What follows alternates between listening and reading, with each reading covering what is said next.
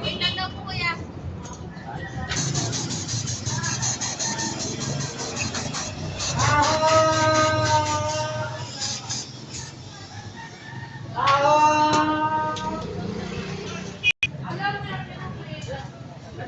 Ano pangalan nito, bay? Live po.